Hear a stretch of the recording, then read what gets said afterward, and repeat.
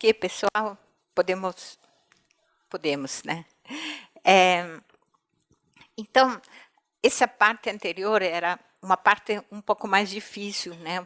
Filosófica, teórica. Agora, eu acho que essas partes são mais aplicações, inclusive, de aspectos que tratamos nessa primeira parte, né? E nessa segunda parte, nós vamos tratar de um gênero que foi o gênero mais antigo aqui da história da escrita do Brasil, né? Que são as cartas, né? E essa expressão, as cartas que de cá escrevo, é tirada de uma carta, no caso das cartas do José de Anchieta, de uma carta do José de Anchieta, que foi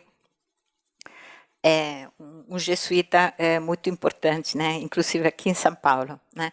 E o título, então, dessa primeira parte é dessa segunda parte, desculpa, Saberes Psicológicos e Narrativas de Vivências na Correspondência Epistolar, né? Aqui também tem uma outra pequena imagem, né? De novo do Anchieta, né? E com essa escrita, né? Que de novo é retirada de uma carta dele, né?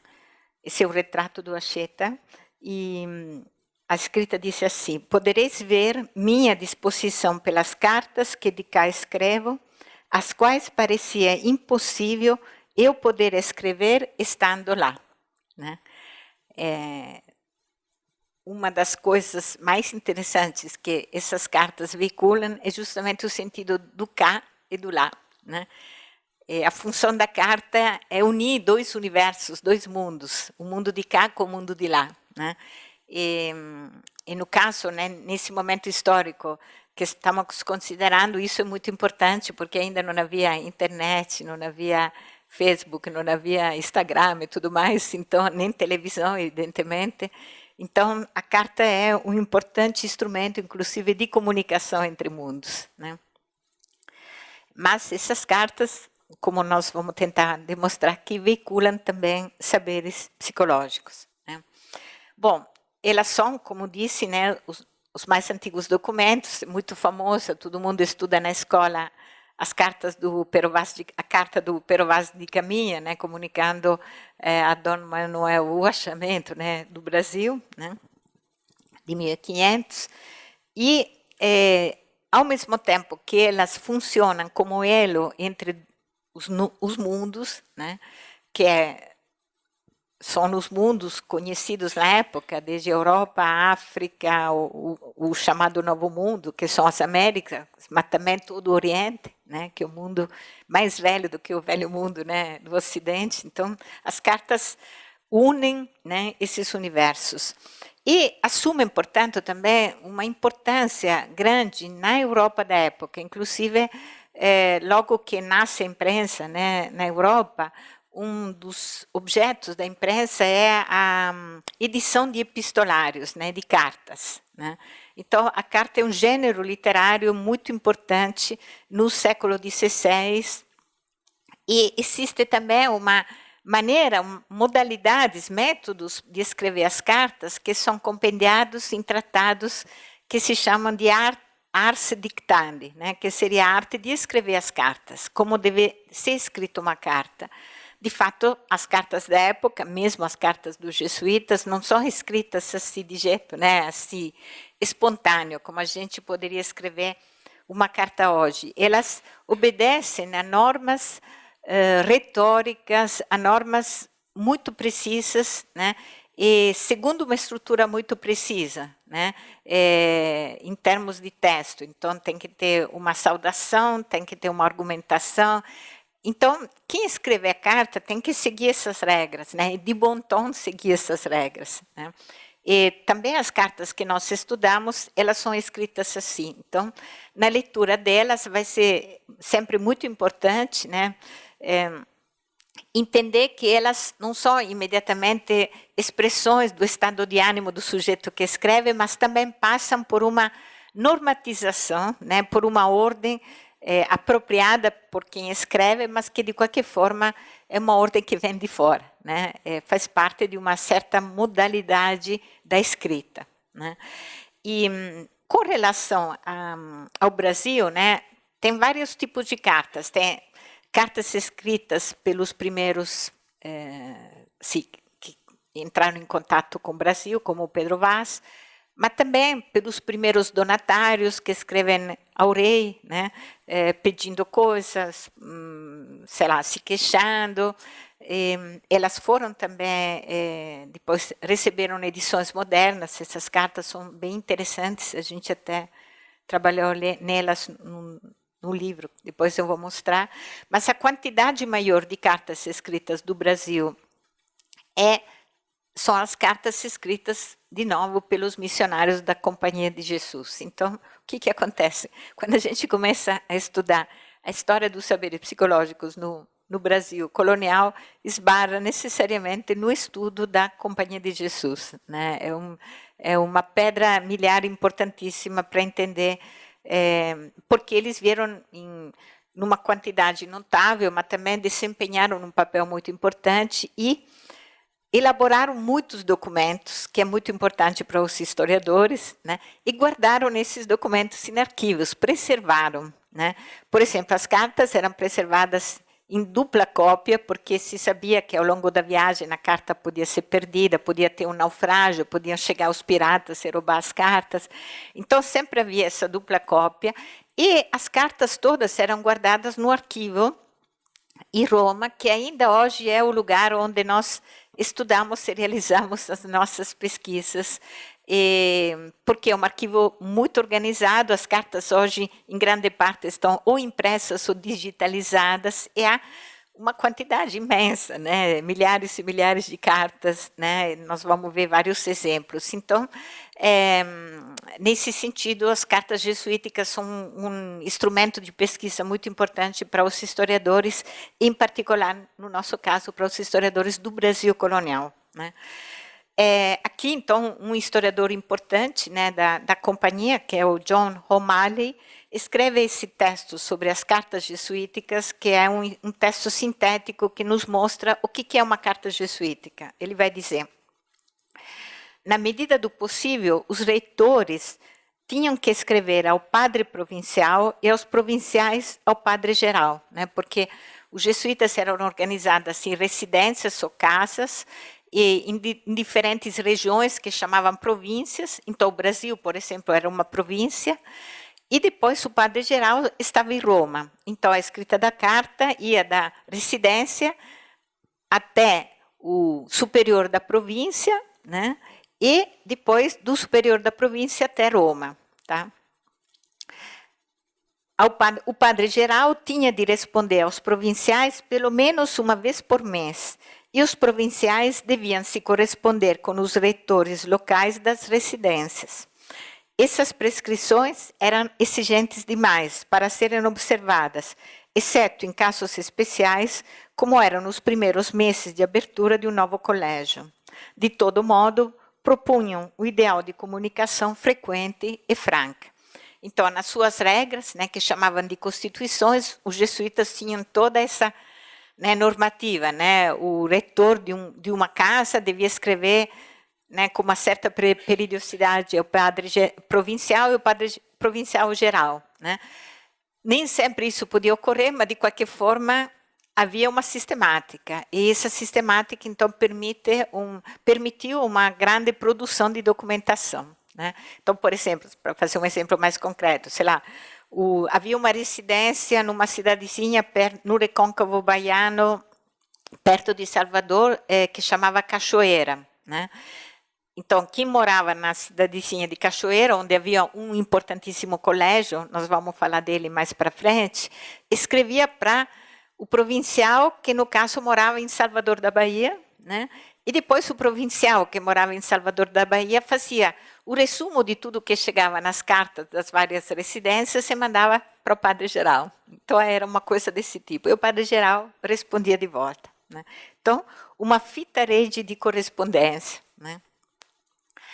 Aonde que se encontra o Brasil nessas cartas? Então, nós encontramos o Brasil, em primeiro lugar, num certo grupo de cartas muito interessantes que não são escritas ainda no Brasil. Elas são cartas escritas basicamente da Europa, de vários lugares da Europa, nos colégios, nos noviciados da companhia, onde havia jovens que tinham entrado na Companhia de Jesus e que pediam para ir a Alemar, né? O Alemar era definido genericamente como Índias, né? Usando o termo latim, na época, o inglês da época era o latim, né? Índias, né? Significava Alemar. E a carta, né, em que era escrito esse pedido de envio a Alemar, chamava petição, petere. Então, as cartas eram chamadas de indipetae, pedir às Índias, pedidos das Índias. Por que acontecia isso? Porque a companhia, como disse, foi algo que nasceu praticamente em contemporânea com as aventuras alemãs, né, todos as navegações, as colonizações, as empresas coloniais do século XVI, e muitos jovens da Europa, das várias cidades da Europa, ficaram muito interessados no que estava acontecendo, porque, claro, viajar é com jovem, né, ao longo da história sempre, né, não é só hoje. E, naquela época, então, muitos jovens também entraram na Companhia de Jesus, porque a Companhia de Jesus, desde o nascimento, desde a sua origem, foi associada a essa aventura alemã. Ou seja, se sabia que muitos jesuítas eram enviados ou no Brasil, ou no Canadá, ou, sei lá, na África, ou na China, ou na Índia, ou no Japão. Então, era a possibilidade, né, de empreender essas viagens, né, de atravessar os oceanos e de conhecer o que tinha Alemar, né. Além disso, né, no caso desses jovens, tinha mesmo um ideal de vida, um ideal de dar a vida, né, por uma visão cristã do mundo, né. Então, era dar a vida por Cristo, dar a vida para a evangelização, para que outros povos conhecessem essa vivência, essa experiência religiosa, né? Então, muitos jovens na Europa, naquele momento, foi um fenômeno incrível. A Companhia de Jesus, que começou com 7 pessoas, em poucos anos, assim, havia muitos jovens entrando na companhia, e um dos motivos principais era de missão alemã, né? E aí o que acontece, né? Então, numa certa altura, né, estamos ainda no século XVI, o superior, que morava em Roma, vê-se na necessidade de organizar isso, né? E então pede para escrever cartas que mostrem cada um dos, digamos, dos que desejava ir a Alemar, explicasse o porquê queria e qual que era a sua história de vida e a sua formação, né, no âmbito da Companhia de Jesus. A formação na companhia era basicamente norteada pelo ideal de vida marcado por Inácio de Loyola, né, que é o fundador e a figura exemplar, né, a que os novos, né, da companhia deviam se conformar, deviam seguir. E a vida do Inácio, o método de vida do Inácio é compendiado num famoso livrinho que chama Exercícios Espirituais, que é um livro basicamente voltado para quem busca um sentido da vida, né? Então, ele é um livro que é uma prática, na verdade, é um livro que indica uma prática de orientação para quem busca um sentido da própria vida. Então, é um livrinho que logo se difunde na Europa, muitos fazem esses exercícios, né, que, digamos, são destinados, né, a um tempo de reflexão, né, de meditação sobre si mesmo e sobre a vida, né, a que a pessoa se dedica norteado por esse livrinho.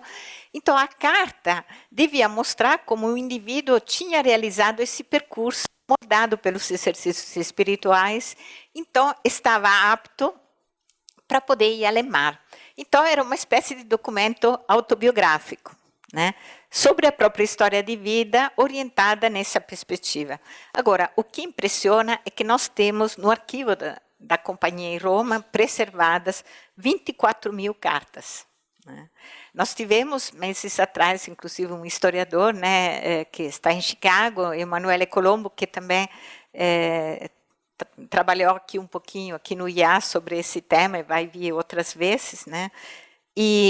Mas 24.000 cartas escritas ao longo do tempo, porque isso começou em fim de 1580, por aí, e continuou até quase o presente, porque o atual Papa, Papa Francisco, logo que ele chegou a ser feito Papa em Roma e visitou um colégio em Roma de meninos, né, uma escola, ele contou que quando jovem ele escreveu uma carta pedindo para ir para o Japão, uma carta indípeta. E nessa carta ele escrevia que ele queria ir no Japão, mas que ele estava com um problema físico, tinha uma doença pulmonar, e por causa disso ele nunca foi enviado, ficou na Argentina e depois, né, agora está em Roma. Mas para dizer, então, essas cartas continuaram a ser escritas até os anos 60 do século passado, né, os 1960 e pouco. Né?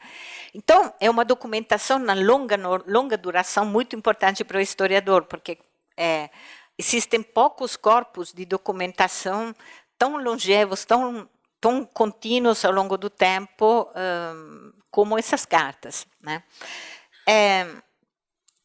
Mas o que nos interessa para nós, psicólogos, é porque elas são narrativas autobiográficas. Né? A pessoa relata o próprio percurso de vida, as próprias motivações. Então, tudo aquilo que a gente viu, né, na psicologia filosófica dos tratados, a gente vê como nessas cartas, através também da formação no colégio, esses jovens pensam a si mesmos a partir daquelas categorias de conhecimento de si que são indicadas na psicologia filosófica que nós vimos nos tratados, que apresentamos aos poucos. E todas, né, voltadas para um ponto de chegada, que é o sentido da vida, o significado da vida. Né?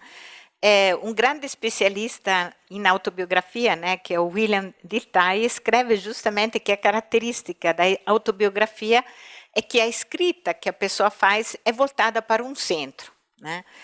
A trajetória da vida da pessoa é pensada a partir de um centro, que é um sentido que a pessoa que escreve reconhece da sua própria vida. Então, as cartas têm essa característica. Né? Agora, é interessante também que a modalidade de pensar autobiografia é muito moldada na própria escrita autobiográfica do Inácio de Loyola, que escreveu 2 documentos autobiográficos. Né? Um chama o Diário Espiritual e outro é a própria autobiografia. Né? Então, o próprio Loyola digamos, uma fonte inspiradora para esses jovens escritores. Né?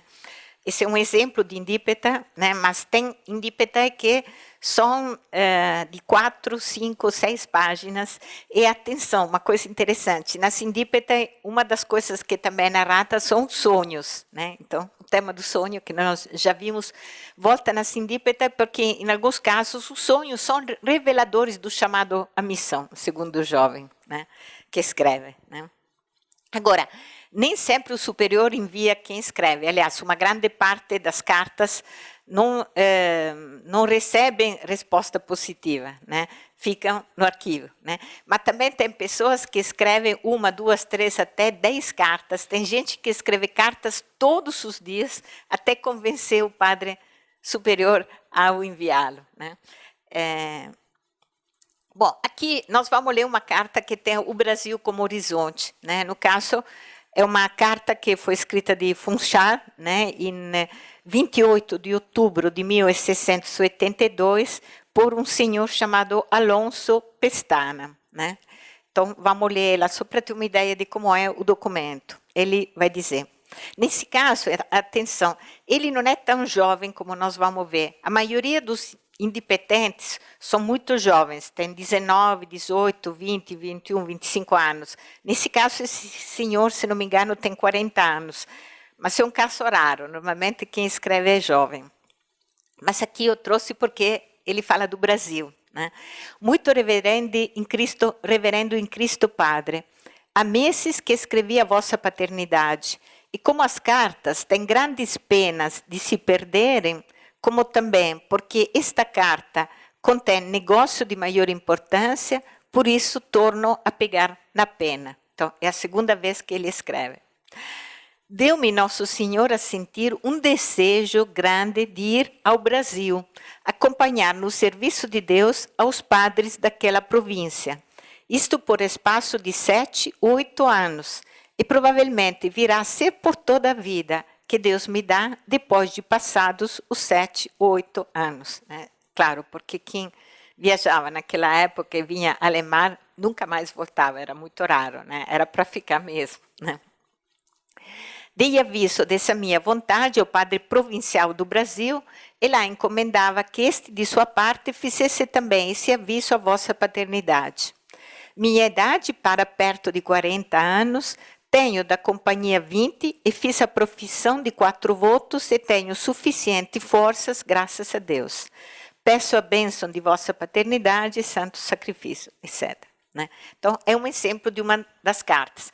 Em algumas cartas, por exemplo, eles falam, inclusive, quando falam da questão física, né, se eles estão em boas forças, alguns falam também de temperamentos, né, alguns dizem, sobretudo no caso, que sofrem de melancolia, né, e alguns dizem que até a melancolia é o motivo para pedir a viagem, porque acham que mudando de país pode melhorar. Né? Então, não é sempre apenas o objetivo missionário, mas também pode ser um objetivo de saúde, né, o motivo de pedir o envio em missão. Outras vezes também o motivo de pedir envio em missão é ficar longe da família, né? Das relações parentais que estão sendo pesadas. Enfim, tem muitos motivos. É mudar de vida, mudar a rotina, mas também, sobretudo, prevalente é realmente o objetivo missionário. Né?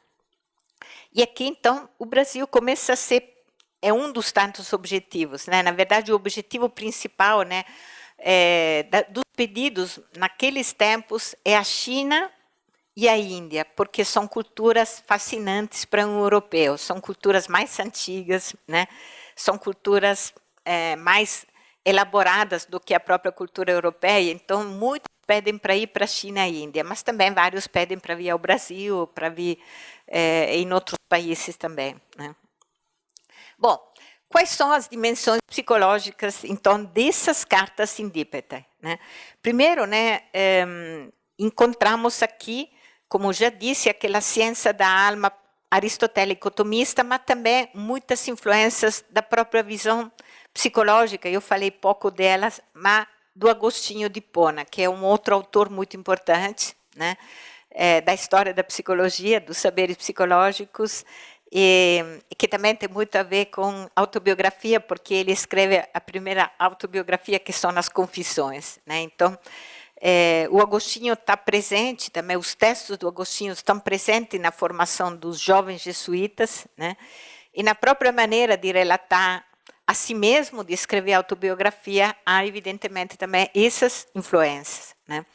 Mas o que nos chama mais atenção ao ler essas cartas, pessoalmente, né, eu fiquei muito tocada, porque quando fui no arquivo e o arquivista me apresentou essas cartas que eu desconhecia, o que mais me chamou a atenção é a repetição, a frequência do termo desejo.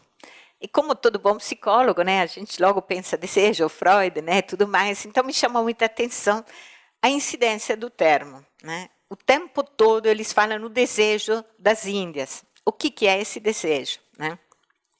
No caso, né, ele aparece, por exemplo, na expressão sentir um desejo grande de ir ao Brasil. Né? Quando eles falam em desejo, eles se referem àquela potência apetitiva do apetite, inclinação ao bem. Lembrem, o apetite concupiscível, o afeto que busca o bem. Né? Então, o desejo é um afeto e sensorial, mas também intelectual, porque o bem é reconhecido para eles no objetivo missionário. Então, o bem da vida deles é dar vida por Cristo, é dar vida para a salvação das almas, para a evangelização. Né? Mas o desejo é basicamente um apetite, é uma expressão dessa potência. A meta, justamente, é o centro por volta do qual se articula toda a narrativa. Né?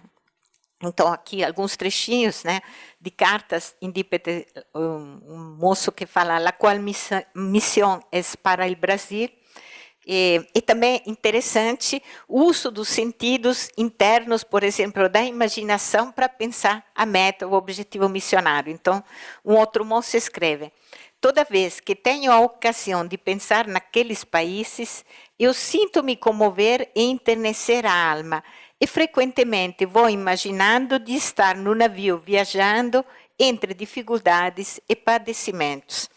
Então, nas cartas também a gente vê em função a imaginação, a emoção, os afetos, a cognição, né? Nas cartas a gente encontra a articulação desses saberes, dessas maneiras de descrever também a própria pessoa a partir desses conceitos dos quais nós já falamos, né?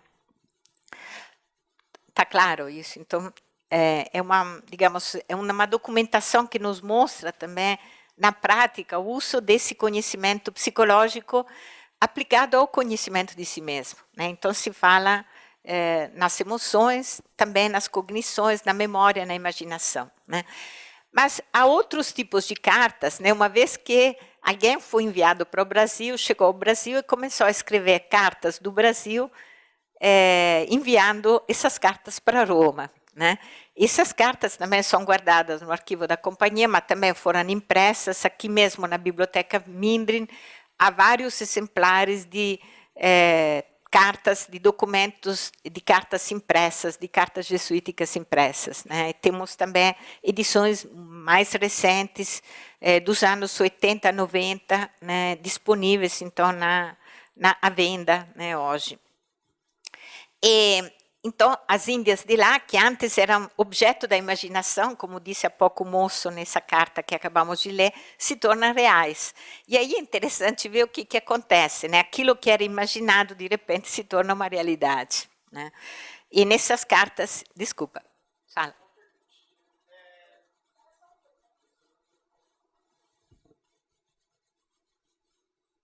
Pegando na questão das cartas, só foram enviadas as cartas ou se tem também algum estudo da época, não só o estudo de hoje em dia que se tem sobre as cartas que eram mandadas? Claro. A opinião dos padres na época que Sim, recebiam? sim, perfeito, ótima pergunta. As cartas eram também respondidas, eram guardadas. Por exemplo, no caso do Inácio de Loyola, quando ele era padre, mas todos os padres generais recebiam, tinha também um secretário que ajudava, porque eles respondiam a todas as cartas. E todas essas cartas também de respostas estão guardadas. Então, é muito interessante ver, digamos, a relação epistolar que se estabelece. Junto com cartas, também são enviados informes. Por exemplo, o Brasil, o Acheta escreve cartas, mas também informes descritivos sobre a realidade brasileira, inclusive sobre a natureza, os homens, as plantas, os animais, a comida. Então, as cartas trazem junto também informes que acompanham as cartas, narrativas de viagens também feitas, e as próprias cartas trazem muito elemento de conhecimento desses novos territórios, né?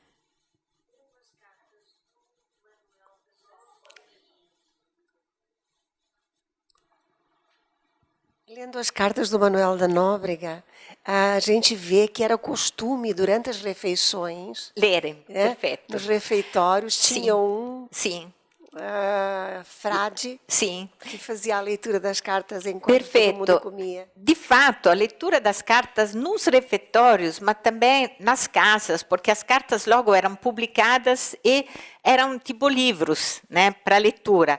Então, muitos jovens independentes que escreveram naquelas indípedas contam que eles pensaram na Companhia de Jesus, porque nas casas onde eles moravam, nas residências, nas famílias, ouviram a leitura dessas cartas missionárias. E também outros contam que já no colégio, né, já fazendo o período de formação para ser jesuíta, né, que chamava de noviciado, eles ouvem a leitura das cartas missionárias e aí começam a desejar a missão. Então, aqui também é interessante, porque para a história da leitura, né, é um elemento muito interessante, a leitura das cartas e o que acontece com a leitura, né? Então, muito bem lembrado, obrigada, né? Então, as cartas são muito importantes porque servem e para a coesão do corpo da companhia, no caso, né? Porque aí é uma forma de estabelecer o laço muito importante e na prática também, né, de ter retorno sobre como se portar, o que fazer, etc., né? Servem como informes, servem como possibilidade de manter o laço à distância, mas também servem como marketing, como comunicação com o mundo externo, né? Para se fazer conhecer na Europa e no mundo, né? Porque aí já começou a se falar em mundo para além da Europa, enquanto companhia. né? Tudo que a companhia vai fazer no mundo. Sim, sim, onde é feita a leitura. E também, depois o que acontece?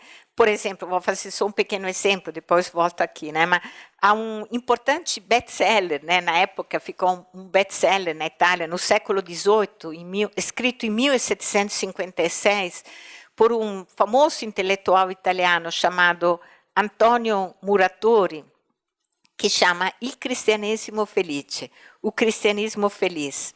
O que é esse best-seller? Ele é um livro sobre as reduções jesuíticas dos 30 povos, né? Então, entre aquilo que é o atual Paraguai, Argentina e Brasil, né? Em que os jesuítas vão fazer cidade junto com os guaranis, né? E por 150 anos, né, a experiência se mantém, justamente são destruídas no ano em que o Muratori escreve o livro, 1756. Mas como que o Muratori fica sabendo isso? Através de cartas.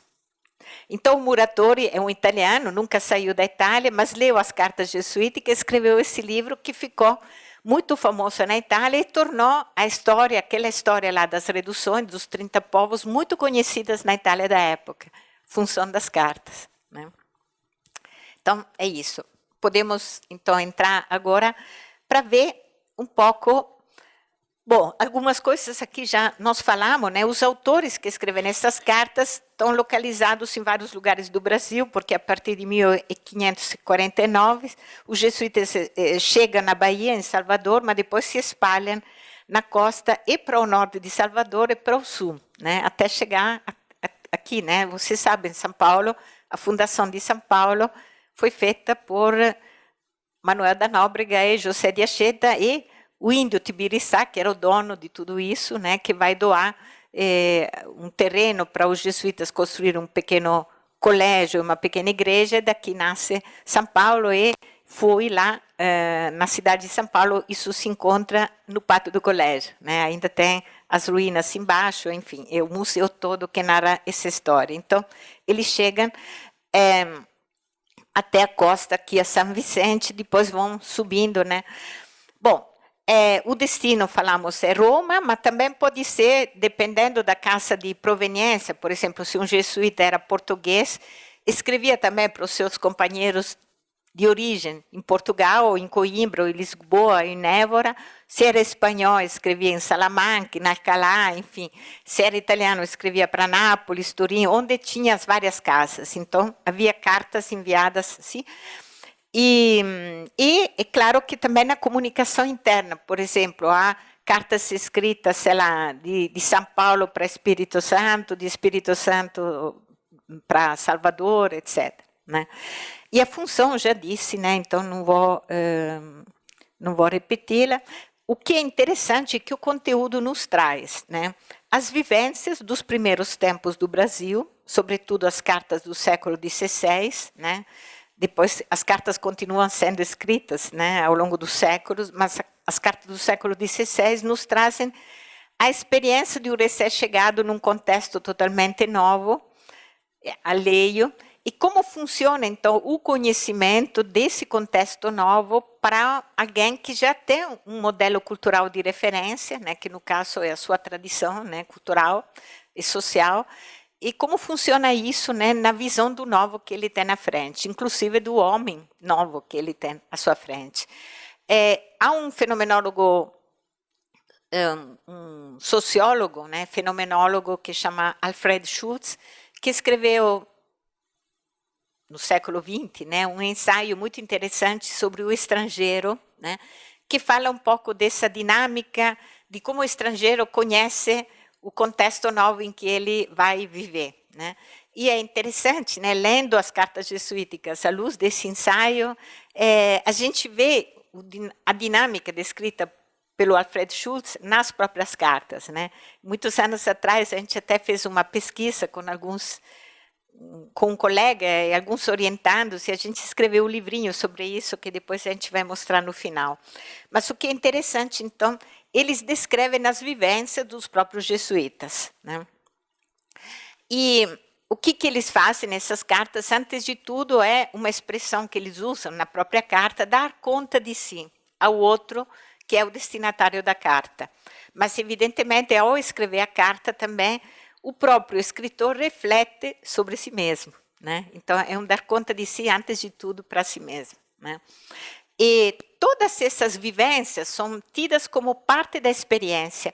Não sei se vocês lembram, mas num trechinho dos tratados dos Conimbricenses que eu li para vocês, se falava no termo experiência, né? A experiência é uma categoria muito importante para os jesuítas e para a época em que eles estão vivendo, né? É aquela mesma experiência que depois mais elaborada vai dar origem também ao conceito de ciência experimental, tá? Mas, de qualquer forma, o conhecimento por experiência, não mais só por tradição, pelo livro, mas pela experiência. E os próprios jesuítas acreditam muito no valor do conhecimento por experiência. E as cartas são um documento desse conhecimento experiencial. E várias cartas contrapõem esse conhecimento experiencial ao conhecimento tido à distância, pelos livros, pelas notícias dos outros.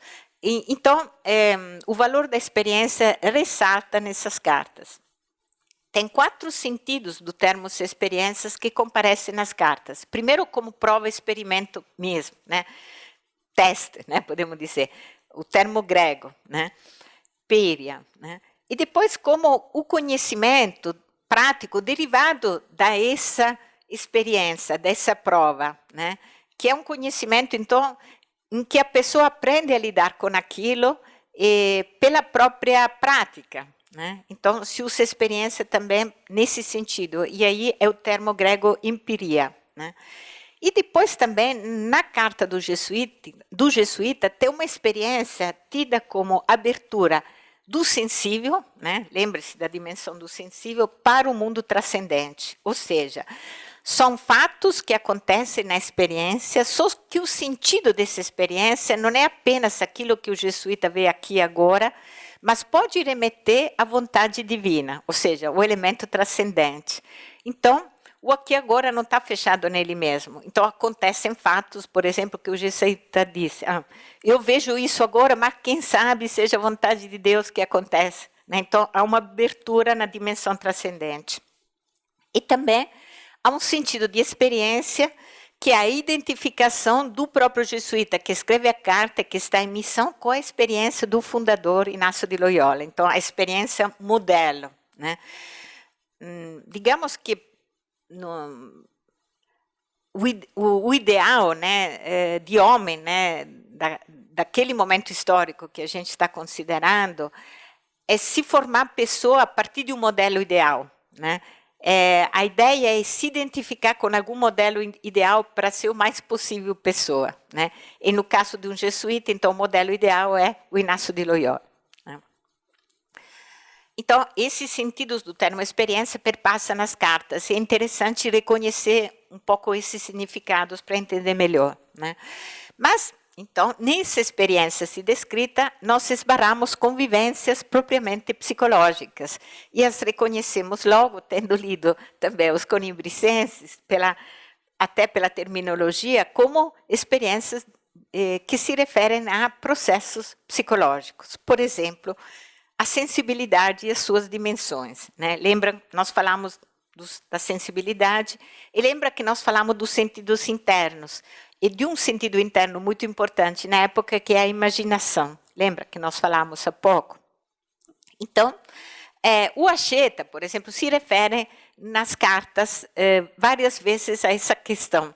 Por exemplo, uma das cartas que ele manda para os irmãos de Coimbra, preciso falar um pouquinho mais disso, né, embora não esteja totalmente escrito aí, mas ele vai dizer o seguinte: o Acheta era um jovem que veio ao Brasil, foi enviado ao Brasil muito jovem, ele era das Canárias, né, e tinha ido em Coimbra para estudar retórica, e aí no Colégio das Artes encontrou os jesuítas, os professores, e acabou entrando na Companhia de Jesus, mas ele era um tipo doente, então vivia muito tempo na enfermaria, né, da residência, né, do colégio, por causa das suas doenças, né? E, numa certa altura, os superiores pensam de enviá-lo ao Brasil, porque já pelas cartas que recebiam, o pessoal que já estava no Brasil dizia que aqui tinha um clima muito bom, né? Mais ameno, menos frio, né? Eles estavam escrevendo na época de Salvador, então, de fato, o clima de Salvador é melhor, né? Depois é até interessante que o Acheta vai vir, vai chegar aqui em São Paulo, e o clima de São Paulo é muito frio, ele até vai escrever sobre isso, né? Mas ele, então, é enviado, é um caso muito único, porque ele é enviado a Salvador, vem ao Brasil para se curar. Não vem porque ele escreveu em dípeta pedindo o Brasil, mas é enviado pelos superiores para ver se ele melhora, né? E aqui no Brasil, de fato, ele vai melhorar, tanto que ele depois de Salvador vem, né, até São Vicente, depois chega até aqui, né, e dá aula e faz um monte de coisa, inclusive traduz, né, escreve a gramática da língua tupi-guarani, escreve peça de teatro, enfim, né, continua intelectual, mesmo jesuíta, escreve muita coisa, poemas belíssimos e tudo mais. E aí, nessa altura, ele vai escrever para os irmãos da enfermaria do Colégio de Coimbra, dizendo que ele realmente, vindo ao Brasil, tinha sarado. Mas tinha sarado porque também a vida dele era tão intensa que ele não tinha mais tempo para curtir a sua doença. E vai dizer que ele acha que muitas vezes no Colégio de Coimbra, na enfermaria, muita gente tem doenças imaginárias. Esse termo, nessa carta, ele vai escrever isso, né? Eu vou ler aqui. Caríssimos, peço-vos que me perdoeis escrever-vos com tanta soberba, porque me engana, porventura, o amor que vos tenho, e queria-vos ver livres de doenças imaginárias mais que verdadeiras, né? Esse termo doença imaginária não é só do Acheta, toda a medicina da época trabalhava com essas doenças imaginárias, né? É algo tipo aquilo que depois vai ser chamado pela psiquiatria do século XVIII de hipocondria, né? A pessoa acha que tem um monte de doenças, né, físicas, mas na verdade se trata de um mal-estar psíquico, né? Então, o Acheta nessa carta vai dizer que a melhor cura é que eles venham para o Brasil, né? E também trabalhem como ele está trabalhando, né? Que realmente ele vai descrever na carta a vida que ele faz, né? Uma vida incrível, né? Quer dizer, uma vida cheia de desafios, de tarefas, né? Uma delas é subir a Serra do Mar, né? Até chegar em São Paulo a pé, né? De alpargata, enfim, com chuva e tudo. Ele vai descrevendo isso na carta, e depois dá aula para as crianças, né? Os filhos, né? Da tribo do Tibiriçá, né? E, enfim, né? Então, a questão da doença imaginária. E depois também ele vai escrever outras vezes na carta sobre a imaginação, né? Ele vai dizer, por exemplo, os índios não são tão boçais e rudes como por lá se imagina, né? Então, esse sentido interno da imaginação, né? Lembra que os conimbricenses falavam, atenção, que se a vontade, a motivação se guiar demais pela imaginação, ela pode errar, né? E aí o que acontece? Se uma pessoa imagina uma realidade, mas não tem um contato direto com ela, ela pode se enganar acerca dessa mesma realidade. Ela pode criar uma representação falsa da realidade. Então, ele trabalha nas cartas essa dimensão. Uma dimensão também que aparece muito nas cartas é a dimensão afetiva. Os apetites sensíveis e inteligíveis, ou seja, emoções e motivações. Eu trouxe aqui, coloquei aqui alguns trechinhos, né, mas não vou lê-los em detalhes, mas aqui, por exemplo, aparece alegria, amargura, angústia, inquietação, tememos, ira, amor, consolação, né? O tempo todo as cartas falam em afetos, emoções, sentimentos. Medo, por exemplo, né? Aparece muitíssimo. Então, um elemento muito interessante para se estudar nessas cartas é justamente os afetos, né? Isso nós fizemos em vários textos, né? Daí vou mostrar para vocês depois, né? Então, é uma dimensão muito presente, né? Mas também, eles não descrevem só a si mesmos nessas cartas, eles vão descrever os índios, né? E aqui nós temos aquilo que é um conhecimento indireto dos índios, que não é exatamente o que os índios eram, né? E que nós não podemos saber, porque, como eu disse, não temos escrita da época, né? Mas como que um jesuíta vê os índios, né? Então, o conhecimento dos índios que nós temos nas cartas é a visão que o jesuíta tem dos índios, e para ter essa visão ele utiliza as categorias daquele saber psicológico que a gente já descreveu e que ele aplica também para conhecer a si mesmo, né? Então, a gente vê o processo de construção desse conhecimento nessas cartas, né? E aqui, então, é claro que isso nem sempre corresponde a que os índios são efetivamente, né? O que nós podemos ver lá nessas cartas é o olhar de um europeu, de um jesuíta europeu, e, portanto, à luz do seu modelo, do seu modo de conhecimento dessa alteridade, né? Também o que a gente vê é o desafio que essa alteridade representa para um europeu que chega ao Brasil, né? Por exemplo, ele se embate com o ritual que é o ritual da saudação lagrimosa, né? Vocês sabem que os índios, né, quando chega um hóspede, eles recebiam o hóspede, né, as mulheres recebiam o hóspede em roda e contavam chorando a história da tribo. E também pediam que o hóspede chorasse e contasse a sua própria história. Mas aquele choro estava ligado à rememoração da história da tribo, né? Depois os antropólogos trabalharam muito sobre esse ritual, né? Mas o que acontece? Para o jesuíta que chega, e as lágrimas estão associadas ao afeto da dor, né? Então, à emoção da dor, eles imediatamente vão ver que é uma saudação, mas vão se perguntar do que se trata. Será que eles estão efetivamente tristes porque nós chegamos, né? Porque, né, o sinal que o comportamento do índio dá para ele é interpretado, né, à luz do seu próprio referencial. Então, é só na convivência e através do relato dos próprios índios que eles vão entender o significado dos sinais comportamentais que eles usam para se referir, para descrever os próprios índios. Tá certo? Dá para entender isso? Então, há um desafio dado pela diversidade, né? E justamente o que eles fazem, então, quando eles descrevem, né, como que os índios se apresentam a eles, é descrever pela observação sinais comportamentais, né, relatados na sua própria narrativa nas cartas, né?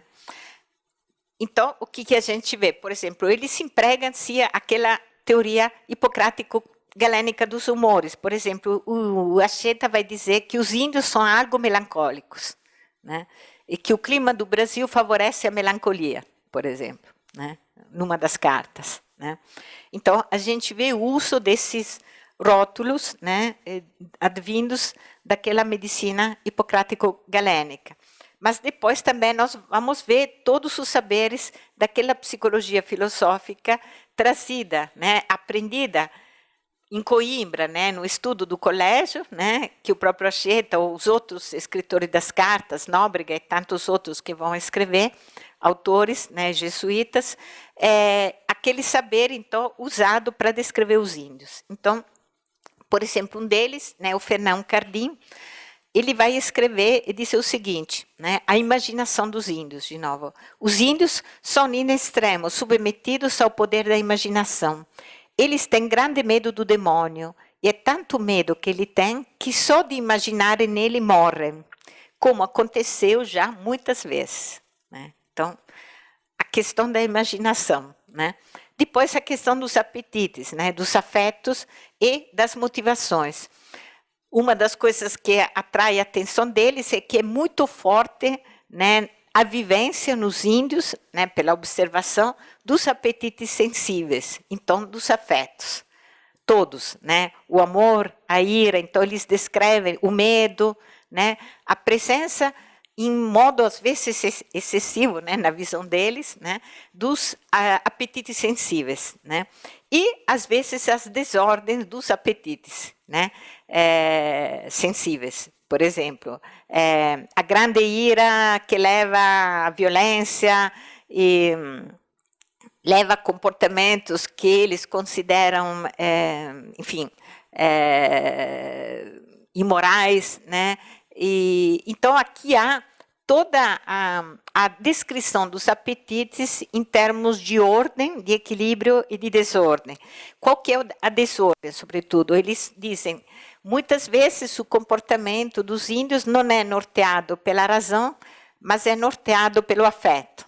Né? Sempre na observação. Né? Então, eles veem que, por exemplo, há muitas guerras entre as tribos, eles consideram que muitas vezes as guerras são devidas ao afeto da ira, ou muitas vezes também eles têm um medo muito forte pelos quais fogem, né? Eles se interpretam como medo excessivo, comportamento de fuga, por exemplo, que muitas vezes os índios têm, né, diante da chegada dos portugueses ou dos próprios missionários. Então, há toda uma interpretação dada pelos jesuítas, mas que usa a terminologia dos conimbricenses para falar dos fortes afetos, dos fortes apetites. Né?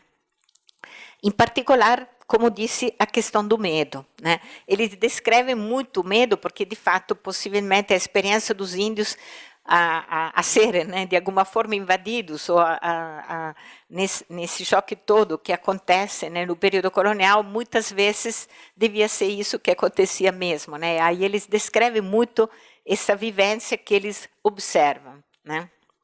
Mas também, numa certa altura, e a partir de uma certa literatura que também vai se produzir,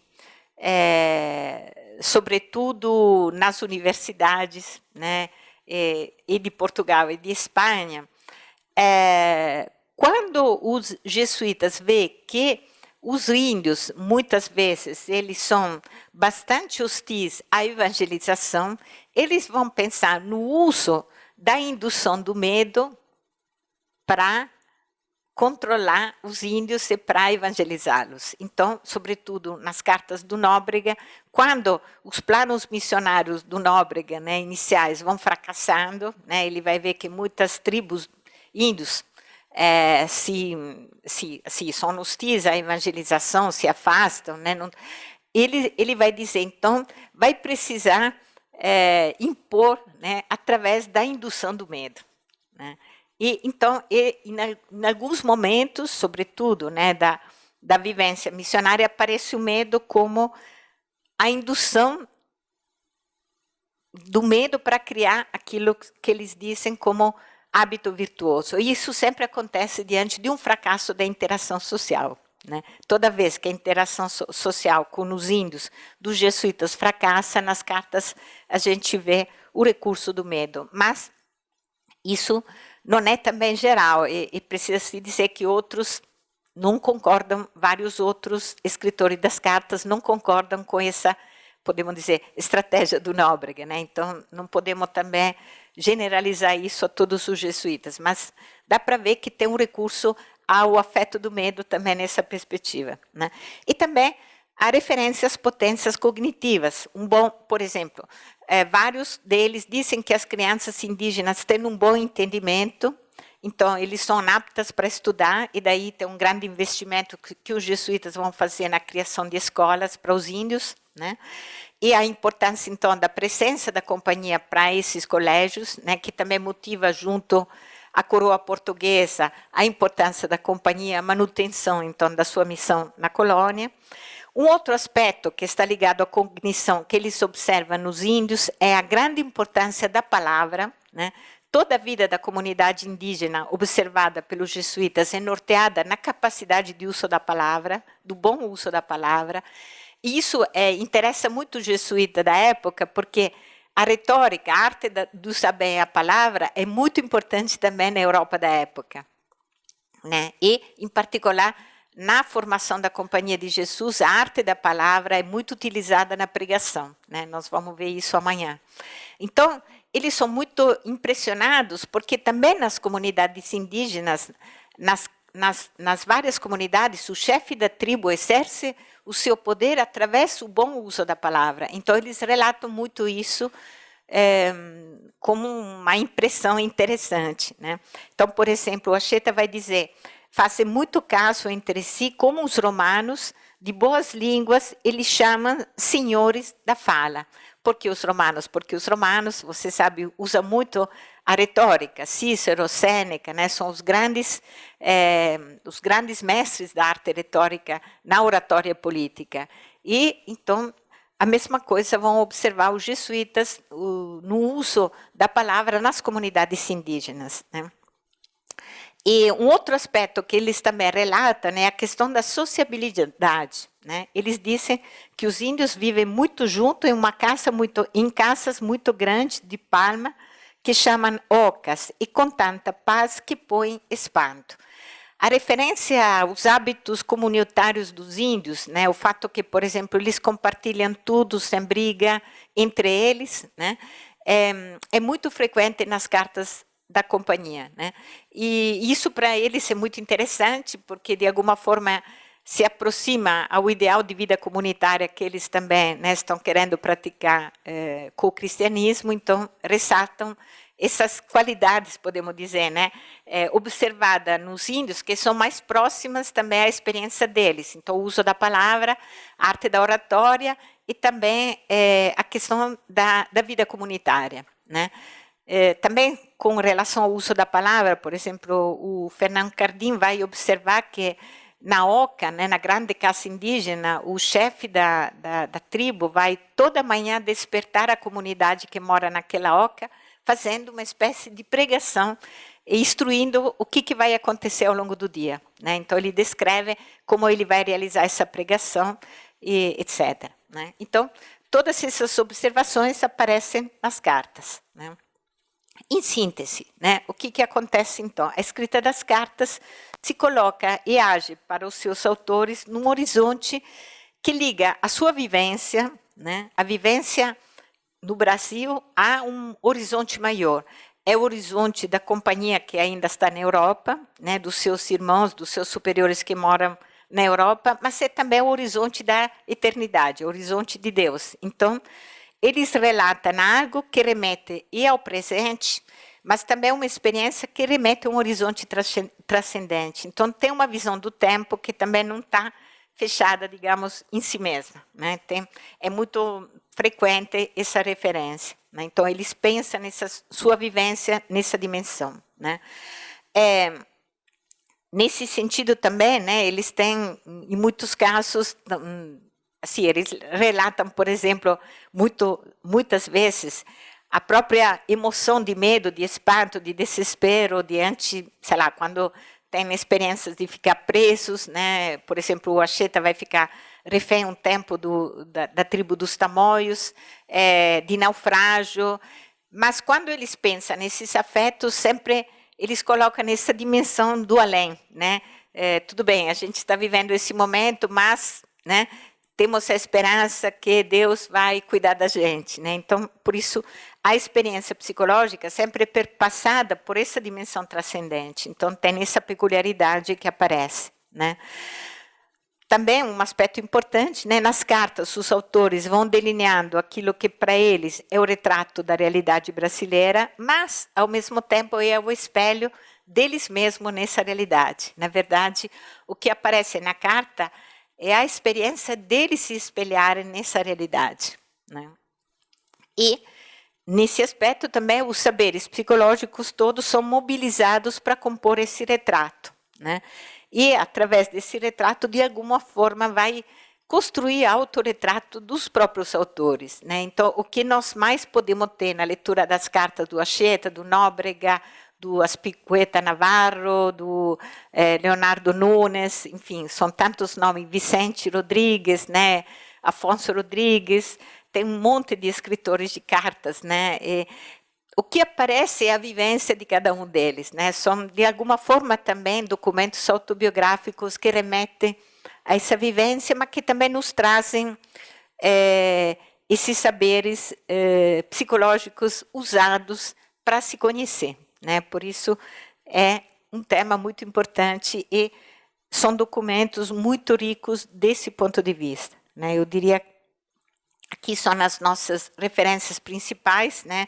As fontes primárias utilizadas, né, que são as cartas do Anchieta, do Emanuel da Nóbrega, mas também as cartas dos outros jesuítas, compendiadas, né, num livro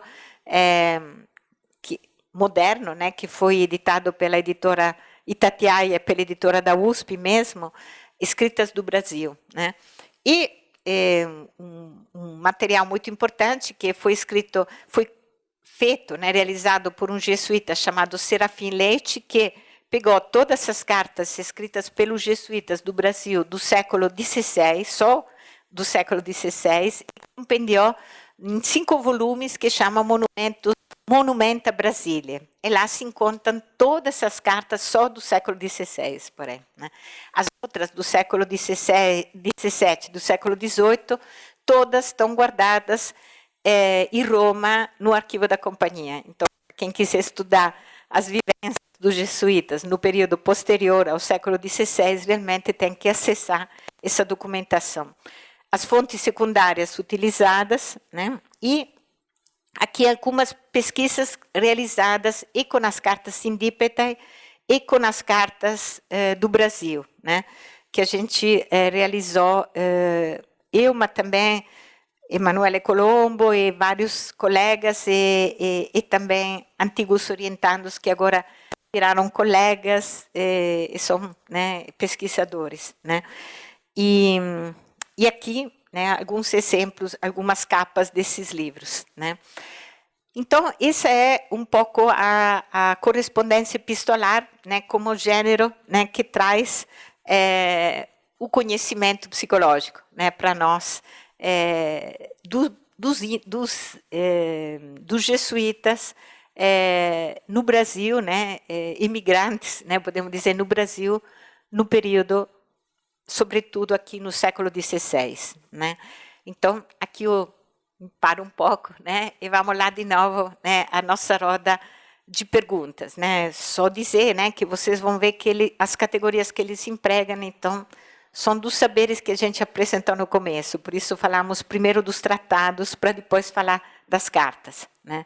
E isso significa também, do ponto de vista da pesquisa, que estudar os tratados foi muito importante para entender melhor as cartas, né? Inicialmente, quando a gente realizou esse livro, Navegadores, Colônios e Missionários na Terra de Santa Cruz, a gente utilizou o Alfred Schultz, né, esse fenomenólogo social, para estudar o dinamismo, né, do imigrante, né, no caso desses jesuítas imigrantes, diante de um contexto novo. E, então, analisamos as cartas à luz desse referencial, digamos, mais moderno. Mas, depois, né, mais tarde, quando eu fui estudar mais os tratados conimbricenses, me dei conta que o estudo das cartas devia também ser feito à luz dos saberes psicológicos daquela época, né? Então, isso para mostrar que o conhecimento histórico, do ponto de vista metodológico, também se processa por camadas, né? A gente vai aprofundando metodologicamente, né, o caminho do estudo da fonte ao longo do tempo. Então, isso também, para dizer uma coisa muito importante, o estudo da fonte nunca se esgota, porque, na verdade, há camadas interpretativas que a gente vai descobrindo mesmo na frequência da própria documentação e, claro, também de outros que trabalham nessas documentações, né? E esse Em Sentido, Desejo das Índias foi justamente um pequeno livrinho que eu, junto com o meu orientado, né, o André, escrevemos sobre o desejo nas cartas Sindipetae, né? O que era esse desejo que sempre voltava nessas cartas. Então, o tema é o desejo nessas cartas Sindipetae. Esse outro pequeno, né, que é em italiano, é um trabalho feito junto com o Emanuele Colombo sobre as cartas Sindipetae, né, sobre essa documentação. E do século XVII, XVII, XVIII, mas também a gente analisou a documentação do século XVIII, XIX e XX, né?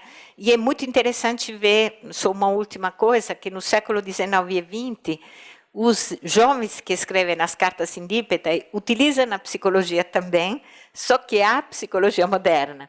Nos colégios da Companhia do século XX já se estuda psicologia experimental, a psicologia moderna, podemos dizer, a psicologia científica, então eles empregam essas categorias para analisar a si mesmo. Mas sempre há um saber psicológico, então, moldando a descrição de si mesmo que um jesuíta vai fazer, né? Inclusive nesse período mais recente. Tá? Então, agora é o espaço, né? Temos um bom tempo para as nossas perguntas. Vamos lá. Qual? Esse é da editora Loyola. Então, acho que dá para comprar online mesmo, a Loyola. A editora Loyola é de São Paulo, né? É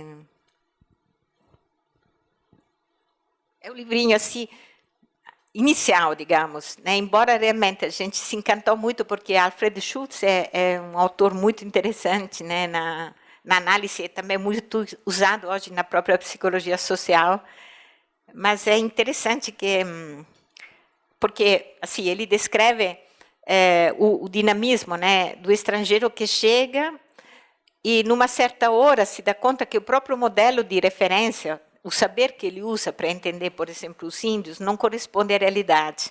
Então, ele vai entrar numa crise. E, a partir da crise, ele vai remodelar, traduzir esse modelo nos termos de uma linguagem nova que ele aprende no contexto novo, né? E daí nasce um novo saber e um novo campo de ação que se cria para ele, né? E a gente viu que isso acontece através das cartas, os jesuítas vão viver isso. Então, tem uma hora que o Acheta, por exemplo, vai escrever, olha, que a realidade, para o jesuíta de Coimbra, ele vai dizer, a realidade que de cá nós vemos é muito diferente da realidade que se vê de lá, né? Quer dizer, eles vão trocar o cá e lá, né? O cá agora é o Brasil e o lá é a Europa, né? É um processo, né? E aí a análise do Schultz ajuda muito para entender o que acontece, né? Sim, sim, sim. É bem interessante, né? É bem interessante. Também é bem interessante ver como muda, né? As próprias... essa imagem vai mudando no tempo dentro dessa fase crítica que acontece e como depois eles vão superar a crise, se vão superar. Nem todos superam, né? Tem jesuíta também que pede para voltar para casa, isso é importante. Nem todo mundo consegue ficar aqui, né? Olá. Eu acho que eu entendi um pouco que o referencial psicológico usado, né, naquela época é de origem escolástica, né? Escolástica é o método, né? É assim, aristotélico-tomista. Aristotélico-tomista. Sim. Mesclada com Agostinho, porque eles usam também, mas basicamente aristotélico-tomista. Essa pergunta, na verdade, eu não conheço tanto, né? Mas onde aparece Agostinho aí? Né? Porque, pelo que eu entendi, é bem aristotélico-tomista essa visão de mundo. Sim. E Agostinho entra onde aí? Nessas visões que, enfim, essa... por exemplo, é que eu assim, não pude entrar muito em detalhe, a gente vai ver também em outras fontes, mas, por exemplo, onde entra o Agostinho e Manuel da Nóbrega? A concepção... Porque também a gente divide muito entre Tomás e Agostinho, mas, na verdade, tem muitas relações, né? Sobretudo no que diz respeito à questão da pessoa, né? Então, o que acontece? Manuel da Nóbrega vai escrever, numa certa altura, um texto que chama Diálogo da Conversão dos Índios, né? Que está publicado justamente junto com as cartas nessa coleção da Eduspe Tatiaia aqui. Espera. Oh, meu Deus, nossa, fiz uma grande bagunça. Mas, enfim, na coleção das cartas do Nóbrega, espera, vamos voltar aqui, do Eduspe Tatiaia, também tem esse diálogo. Esse diálogo é um texto que ele escreve num certo momento em que é questionada na Europa a permanência dos jesuítas no Brasil, porque diante das derrotas no projeto evangelizador com os índios, porque em muitos casos os índios não querem ser evangelizados, e também junto a um problema muito sério em que os jesuítas se encontram aqui na colônia, quando eles veem que os colonos querem fazer os índios escravos, né? Então, embora sejam portugueses católicos, mas na verdade eles querem os índios como escravos, então eles se encontram num embate muito complicado.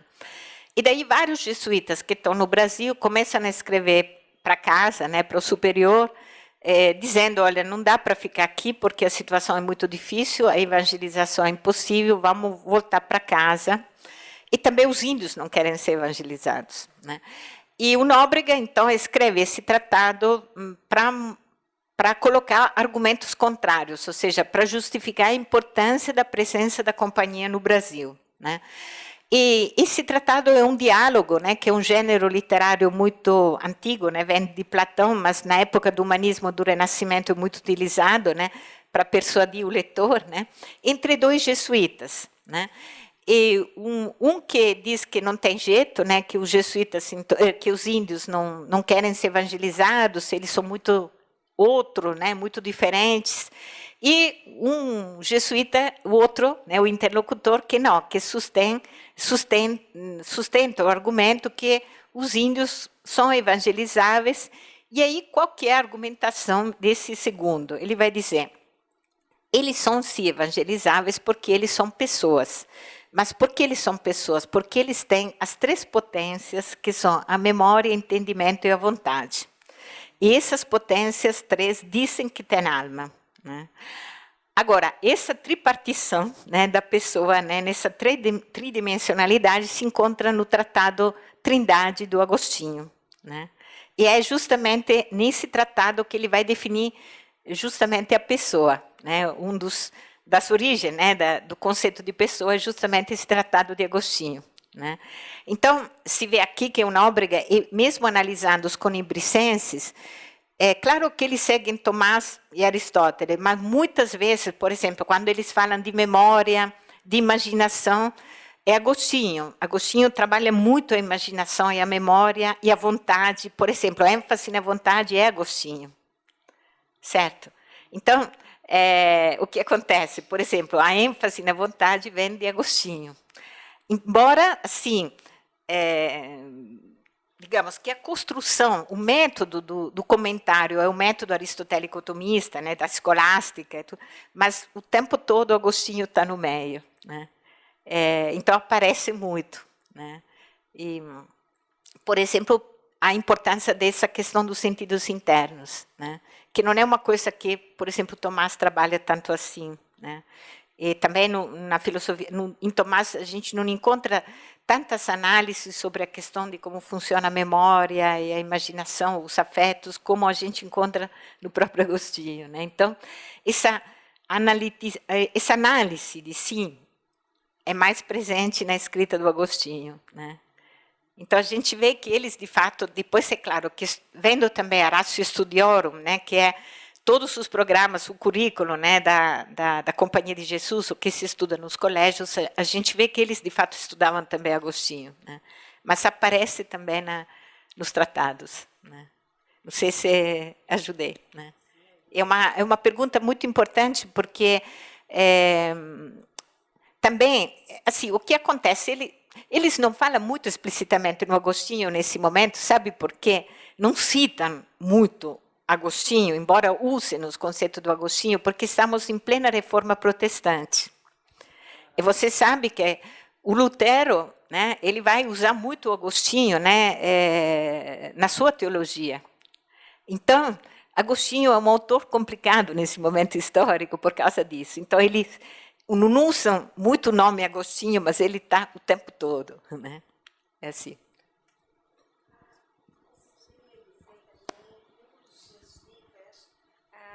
Não se poderia dizer também que os jesuítas tinham um ideal de criar aqui, junto aos índios, a cidade de Deus? A cidade com certeza. Que é de Santo Agostinho. Sim, aliás, vou aproveitar para fazer a propaganda da quinta-feira, né? As reduções, por exemplo, né, jesuíticas, que eles vão fazer no sul do Brasil, né, e no Paraguai e na Argentina, nos 30 povos, né, elas têm um aspecto são cidades criadas, né, onde moram 2, 3, 4 jesuítas e 1.000, 2.000, 5.000 guaranis, né, e são verdadeiras cidades, inclusive com muros, casas, colégio, Casa das Viúvas, ateliê de arte, tudo mais, biblioteca, pensadas nessa ideia de realizar a cidade de Deus na Terra. Sem dúvida tem essa ideia. E por que eu faço propaganda da quinta-feira? Porque vamos ter um evento, quinta-feira, aqui no IA, a professora Giovanna De Rosso, ela vai falar justamente da questão do modelo da cidade ideal nas reduções jesuíticas, né? E, sem dúvida, ela vai falar da Cidade de Deus do Agostinho também. Então, quem estiver interessado nessa história das reduções jesuíticas, né, dos 30 povos, e da questão da cidade, né, da concepção de cidade, quinta-feira, o dia todo, aqui, das 2 às 4, desculpa, das 9 às 11, das 2 às 4, teremos o seminário com a professora Giovanna sobre isso, né? Quinta-feira. Eu não sei se é verdade que os jesuítas consideravam os índios gente tábula rasa, onde era não, possível... É verdade, tem escrito aí nas cartas. Então, esse que é um dos pontos em que eles vão perceber depois a enganação da coisa. Inicialmente, as cartas que eles vão escrever, sobretudo na primeira, segunda década de permanência ao Brasil, eles vão dizer essa expressão: os índios são tabula rasa, neles será possível escrever, né? E depois eles vão se dando conta que não, porque, na verdade, os índios já têm uma cultura, têm as suas tradições enraizadas, que às vezes chocam, né, com as tradições dos jesuítas, como, por exemplo, a antropofagia ritual, a poligamia, né, os feiticeiros, né, os seus próprios cultos. Então, aí eles entram em crise, né? E aí eles já vão perceber que não é bem assim, né? Essa ideia, inclusive, é muito forte, né, no humanismo todo, né? Na verdade, a ideia é que o ser humano, né, quando criança, é assim, é a ideia do humanismo todo, né, em que a pedagogia, ou seja, a educação se torna fundamental para criar o homem novo. E a questão, na verdade, o grande sonho dos jesuítas, quando eles vêm ao Brasil e implantam aqui as escolas, é que o Brasil seja o lugar em que, através da educação, as crianças, né, vão ser homens novos, né? Dentro do ideal do humanismo europeu, do Erasmo, do, sei lá, Virgílio, dos grandes humanistas da época, que pensam na educação como a possibilidade do homem, que o homem tem de formar-se a si mesmo, né, de alguma forma, né? Então, é muito forte isso no século XVI. Eles, é claro, bebem muito disso, então eles pensam a si mesmo, né, desse jeito, né? Obrigada.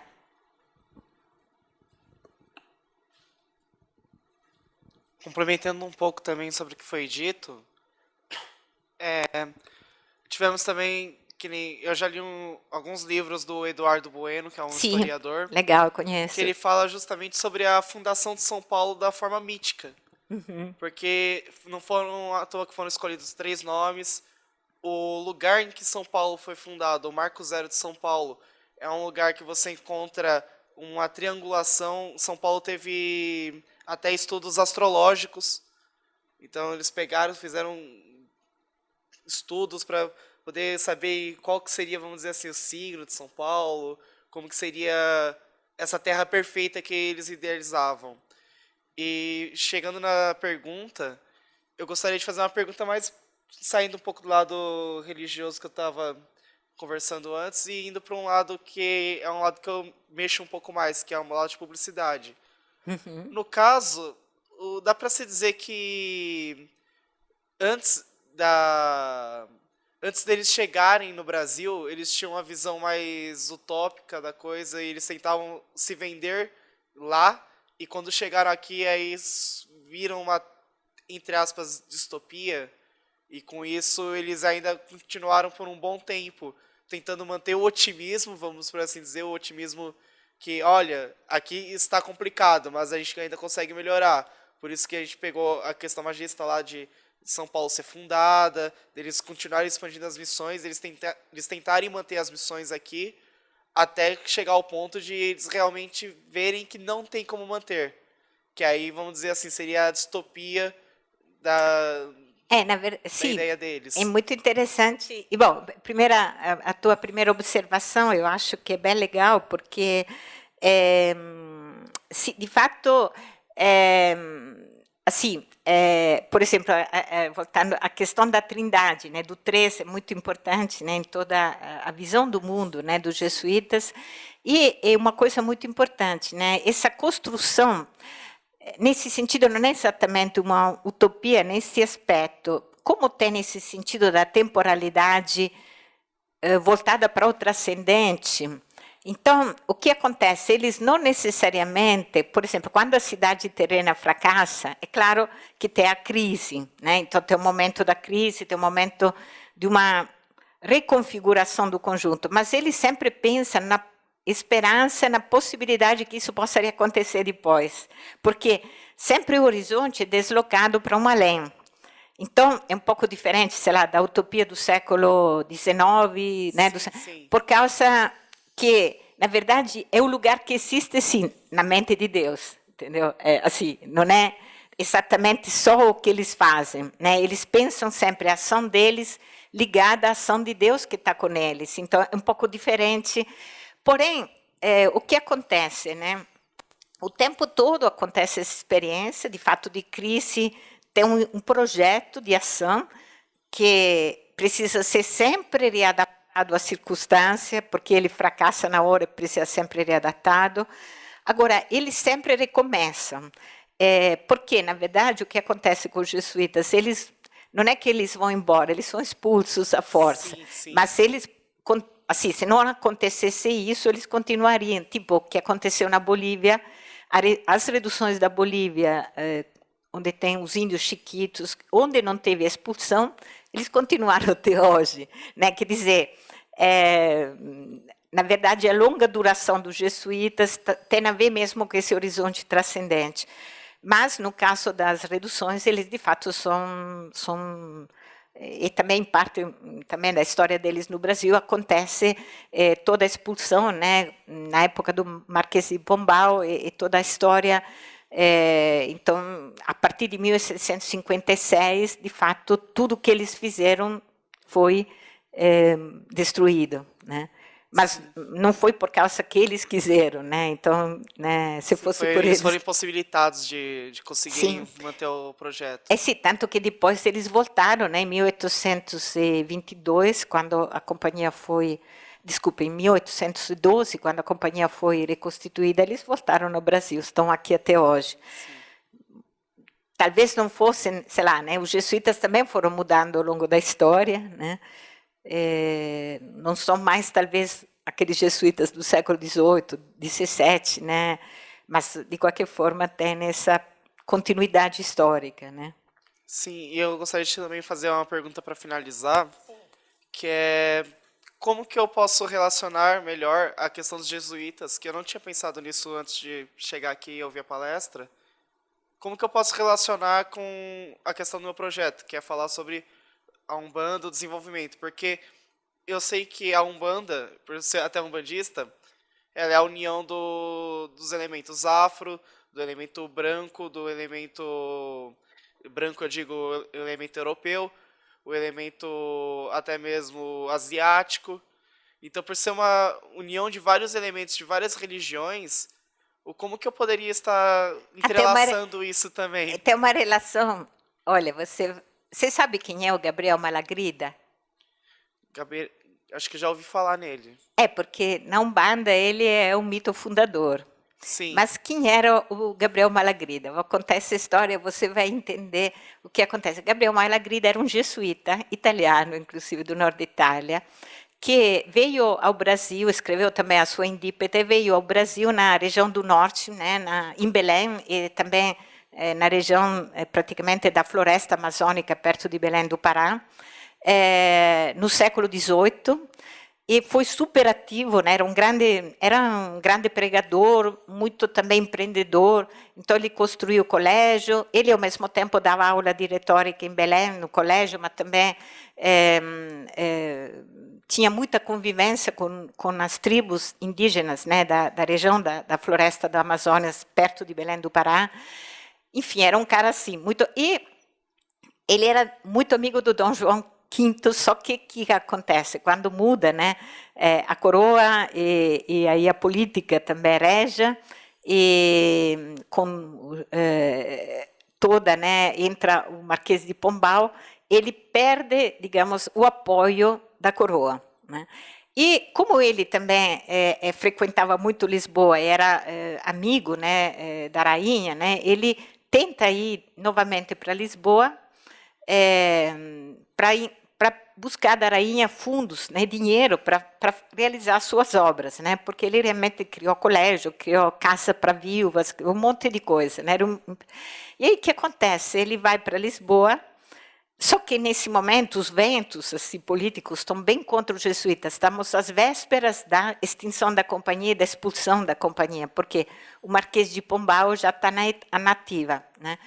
Então, ele encontra uma situação muito negativa contra ele na corte. Para piorar a situação, ele é amigo da Marquesa de Távora, né? Que junto com os jesuítas acusadas, né, pela tentativa de regicídio, né, de homicídio do rei, e aí que acontece, né, a família de Távora é toda justiçada, e o Malagrida, nessa situação, o que ele vai fazer? Acontece o terremoto de Lisboa, e ele vai fazer um sermão, logo depois do terremoto, que ele também vai imprimir, dizendo que o terremoto de Lisboa era o castigo de Deus para o Marquês de Pombal, contra, né, a situação que ele estava fazendo, né, de perseguição toda. Imediatamente o Marquês de Pombal, lógico, confisca o sermão impresso, mas também manda prender o Malagrida, e o Malagrida, já velho, fica preso, depois passa pelo Tribunal da Inquisição, porque, de qualquer forma, o Tribunal da Inquisição era um instrumento da coroa. Ele é condenado à morte e é justiçado na praça pública de Lisboa, no Rossio, né? É justiçado e é queimado, né? E isso em 1755, se não me engano. Enfim, ou 56, por aí. Aí o que acontece?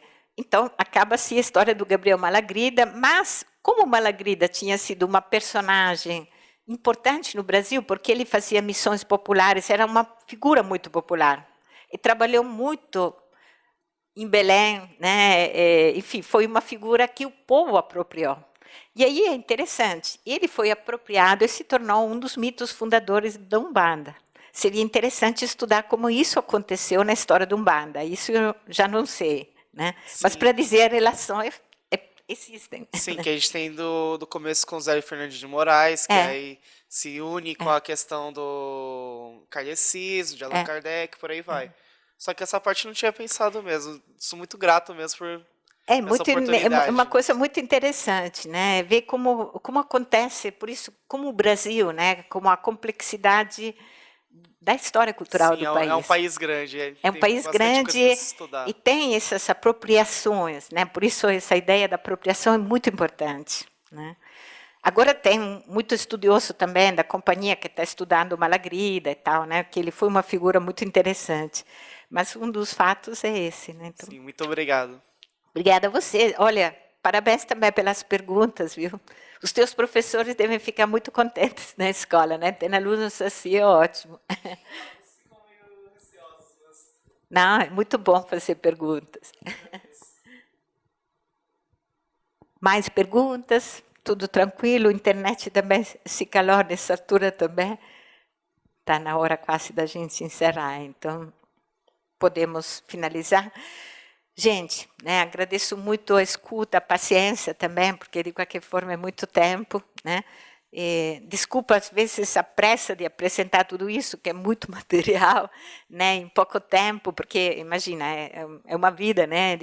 mas é para a gente dar umas pinceladas para suscitar a vossa curiosidade de pesquisar e conhecer mais essas coisas, né? Então, muito obrigada. Obrigada também aos nossos amigos aí do IA que estão auxiliando a gente até agora, né? Ficaram trabalhando com a gente. E amanhã, então, nós vamos continuar o percurso com outros gêneros, com outras fontes de outros gêneros, sempre também na continuidade dessa história, tá bom? Então, obrigada.